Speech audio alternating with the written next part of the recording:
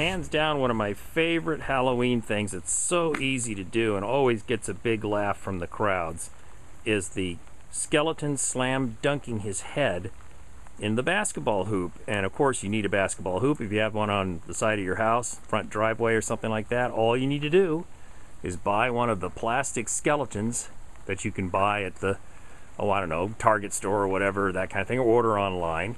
You take the head off, of course, and then the back hind legs, there's some fish line. You can barely see it, fish line that connects to a little screw into the wall there, and that pulls the tension on his hind legs, keeps him straight. You detach the head, and then I used wire to pass through the skull and hold the hands to the head, and then I put a screw, an eye hook screw in the top of the head, and then some wire, and pull it as tightly as you can into the basketball hoop. And there you have it, as easy as pie. Now if you really want to get fancy, you can add a flashing light. In this case I just took a 2x6 and I got a garden light floodlight deal and just mounted it there. You can see it's that sort of simple disc mounted floodlight. I went to the store. You could use a big coffee can, a metal one for this too.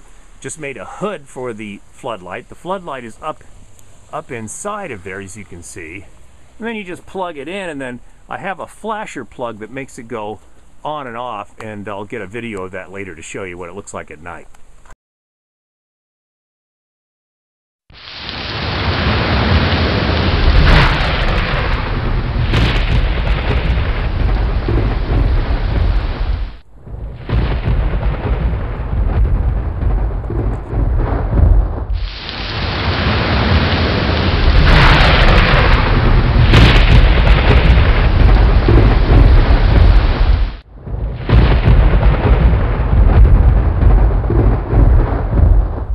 Hi, this is Ralph. I'm going to show you how to make this really cool standing witch that can point to your front door to greet the trick-or-treaters.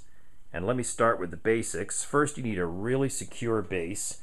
This is an old paint bucket filled with concrete, and in the center of the concrete is embedded an old paint roller, and that gave me a hole for this dowel. I got a long dowel stick here. I think this is probably, I guess, maybe an inch thick or so, and that dowel stick, as you can see, can go right into the hole of the paint roller in the concrete bucket, and that makes it very, very secure. Now the rest of the way you make this witch is just some simple plywood there, cut into kind of a sort of a chopped off triangle shape. The two arms, the one arm here is loose, is just masonite, as you can see, two jointed pieces of masonite. There's a long spring here, and that spring eventually is going to come up and connect to a hook here. I'll show you that in a minute. The other arm is just two pieces of masonite, or a piece of masonite put together. Then the hands, you can see the skeleton hands. I found these cool skeleton hand gloves, and I just simply cut out a hand shape in the masonite and then put the gloves over it. It's that easy.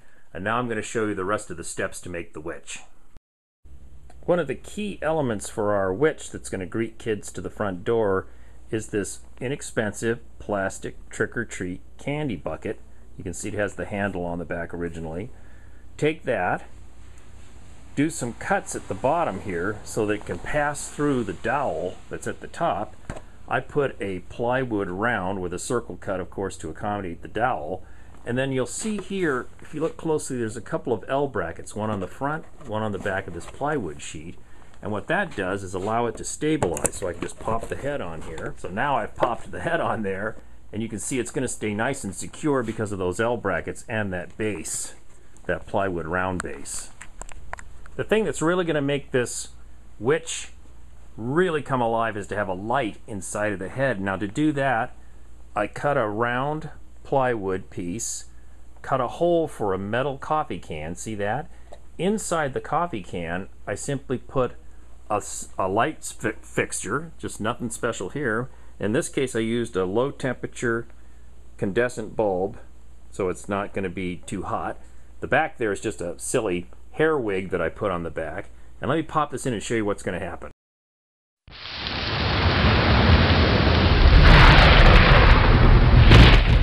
Okay, with the light on, the head comes full bright on, and you can put a flasher if you want and make it go on and off.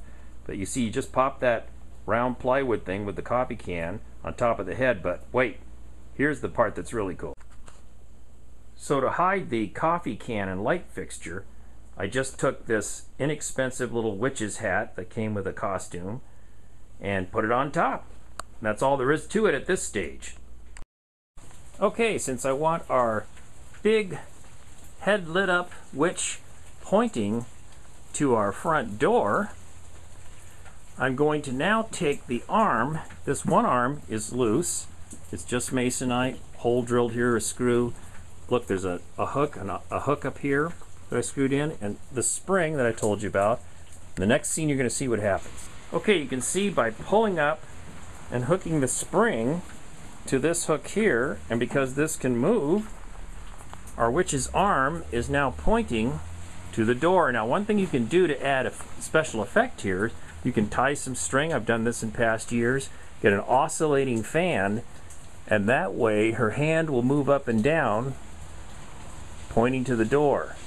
Again, you can just tie a string, get the spring going, tie it to an oscillating fan, secure that fan with a bunch of bricks on the base, turn it on, tie it to the fan cage, and it will go up and down. It's a cool effect. I haven't done that in quite a few years. I just let her just sort of point at the door, but if you want to add some animation, you can. The other thing you can do now to finish the witch is I bought some black fabric at the fabric store. You know, I don't know, 10 yards or something. And I'm going to drape it over this frame, and I'm going to use these metal clamps, these clips, to hold the fabric in place. And it's so easy. You just drape it over to cover the frame.